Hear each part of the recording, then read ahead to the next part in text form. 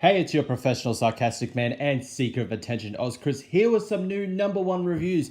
Yay, number ones from Marvel. Oh boy, imagine my shock. But anyway, at least one of these is actually a legitimate good number one. So what I picked up today for these ones, the Black Order number one, the start of a new mini-series, and Uncanny X-Men number one, or 620 for the legacy numbering. So we'll start off with the best of the two, Black Order number one. So if you remember correctly, I did a video about them announcing that Black Order was going to get a mini-series, and I was a bit skeptical because it's like, why would you give them a mini-series? But I was interested because of the main writer, Derek Landy, who is best known for the Skullduggery Pleasant books, one of my favorite series, was going to be the writer. And I said, okay, I'm going to pick it up just for him. We'll see how it goes. I'm going to be a bit wary because he is mainly a young adult writer. And given a certain national treasure, young adult writers at Marvel aren't particularly that good. But I'll let you know right here, right now, this is a great book. This is good. So the main premise is that after the events of Avengers No Surrender, the Black Order is now working for the Grandmaster. You know, when the game was over, the Grandmaster made them an offer they couldn't refuse. They are the Black Order. So you got Proxima Midnight, Black Dwarf, Corvus Glaive, Black Swan, and Ebony Maw. So in this issue, they are done attacking the third planet owned by this emperor known as Anakin. And I will say this art in the start here, and then in the later part when in the cafe and when they are attacked, are amazing. Philip Tan's art in this is great, and the coloring by J. David Ramos is perfect. This is amazing. This is quality. This is quality art and coloring that you would want from Marvel. And they put it in a mini-series of all things. You would want this in an ongoing series. So, reintroduced to the Black Order. And then we have a little bit with Anakin,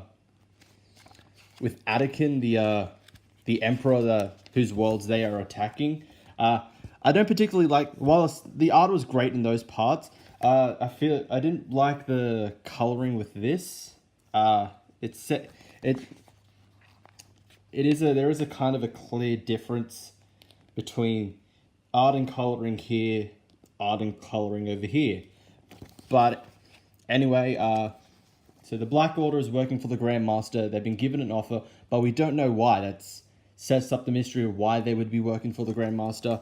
And now they've got the attention of Emperor Anakin, who has sent Big Angry, yes, that's his name, Big Angry, and his forces to kill the Black Order. So this was a great start to a mini-series. I was a bit wary, even though it's Derek Landy, I was a bit wary that, you know, he's never written a comic before. Can he pull it off? And I'm going to say, yes, he did. And I recommend this. Definitely pick this up. I really have no interest in the Black Order. I hardly know them. The only things I've read that featured the Black Order were Avengers No Surrender, and then also they were in Avengers Infinity War, the third Avengers film. That's all I knew about the Black Order. I wasn't interested in them. Now I am with this comic.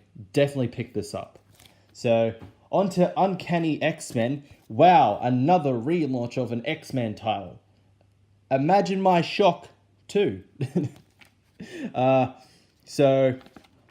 This is by Ed Bryson, Matthew Rosenberg, and Kelly Thompson, and there's at least three different artists. I wish they didn't have three different artists. I wish it was consistent. Mentioning again, Avengers No Surrender. Wow, No Surrender is getting mentioned more times than it was when it was actually, you know, out. So, like, Avengers No Surrender, that had three writers, but it had one artist for the whole, and that was 16. That was 16 issues. This is only going to be 10 plus an annual. So 11 issues.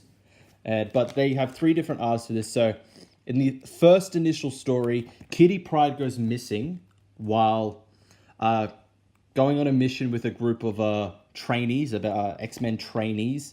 And at the same time, there's weird stuff happening. There's pretty much a lake, a perfectly like habitable lake appears in a desert. Jean Grey has visions of Jamie Madrox, I think it was the Multiple Man, and then also later on, a senator, an anti-mutant senator, is kidnapped as well when the Multiple Man arrives. And while he says he wants to save him, it does seem like he's the villain of the story. So that was the first story. That was the most interesting story of those. And then the next is its own separate kind of story, What Tomorrow Brings. This one's written by Part 1 is written by Matthew Rosenberg. Part 2, which is a Jean Grey one, is by Kelly Thompson. Part 3 by Ed Bryson. Then Kelly Thompson again for the epilogue. And it starts off, I don't like the art style for this one, for the Bishop one. Bishop one is doing his own investigation and gets attacked, yada yada. Nothing really happens. Then there's a Jean Grey one. She encounters all these humans that are being controlled and given superpowers, and they attack Jean Grey and the X-Men. Random thing with Dark Beast or Shadow Beast, whatever his name was, with two. I think what was their name? Their names were in the start. It was Armor and Anole. Random thing there, and then before going back to the Jean Grey story, those parts I didn't mind the art for that as well, but I didn't particularly like those stories. The Kitty Pryde one was the most interesting, and it will probably be the reason why I'll continue it. I'll see how issue number 2 goes before I decide if I want to properly continue or drop the series.